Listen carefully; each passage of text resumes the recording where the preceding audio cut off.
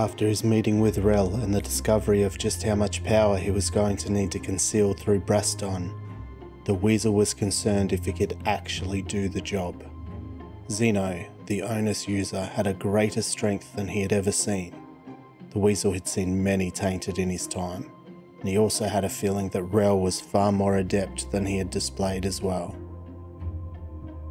He reached down into his pocket for comfort and felt for his coin. This was the reason he was trying to sneak these people into Braston, a country that hated and hunted magic users. He had no idea what they were looking for, nor did he care, but the payment for smuggling them in was information about his coin. It turns out that the runes etched on its edges that allowed him to detect when someone used magic near him weren't the only things it could do. He had learnt that all runic magic stemmed from the country of Scoria, a desert country far to the south of Crowwater, a place he now wished to visit. The Scorian woman that was part of Rel's group, Alan was her name, had scribbled some pictures of the runes from his coin onto a parchment. She would take them to her connections in Scoria to help identify their purpose. It wasn't the first time he had been paid to smuggle someone into the place, but it was a rare occurrence. Anyone born in Braston that was tainted with magic in their blood would either be forced to a life of servitude in the military, hunting their own kind, or put to death. You could legitimately travel through Braston as a magic wielder, but it was difficult, and you had to be rich and constantly monitored. The further north you travelled, the less legitimate people would feel your reason for being there was, and the more dangerous it got.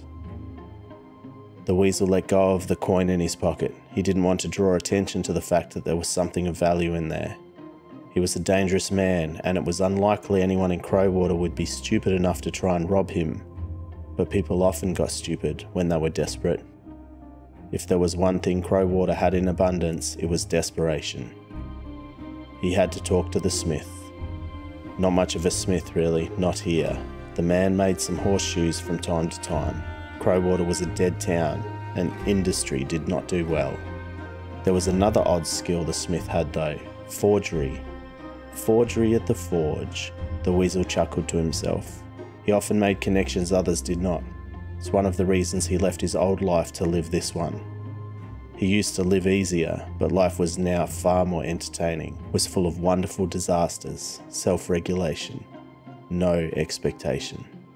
The grim face of humanity's worst looking him dead in the eye, and he stared it down. The Weasel won more times than he lost. This life was a game played on his rules instead of being a piece on the board for someone else. He shook himself from his revelry and put his mind to the task. The smith was also a dangerous man, not because he was calculating or deadly, but because he was broken.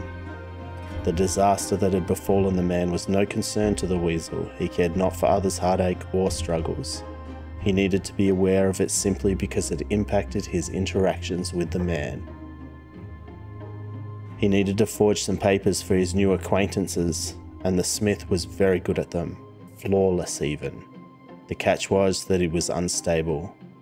He was as likely to welcome you as a brother as he was to knife you in the back. There was no rhyme or reason for it. The man was simply broken. The Weasel was sure he was the only one that interacted with the smith now. The horseshoes the man made were no good for anything, more of a memory of who he used to be that came to the fore from time to time. The Weasel had no idea how the man garnered his skills at recreating legal documents. No doubt he fled to Crowwater to become a blacksmith. Everyone here was running to or from something. He approached the smith's house, or what was left of it. Another story the Weasel wasn't interested in, devastation, loss, trauma, all emotions that had no meaning to him, except in how he could exploit them in others. As his hand reached out for the door, he paused and braced himself. Sure enough, as soon as he entered, a shoddy stone dagger was thrown at his head. He ducked to the side and let it clang against the wall behind him. He knew that was not the dangerous part though, and quickly shifted his weight to a different angle as a sharp iron blade whirled past his face. Then a man laughed. "That's how I know it's you, Weasel," the smith bellowed.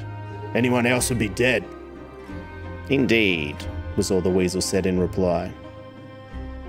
After a moment, he followed up with, "I have some documents for you to forge." The smith looked disinterested. The Weasel added, "To smuggle people in." This grabbed the smith's attention. "About time you bought me something fun." With that, the Weasel closed the door behind him as negotiations started.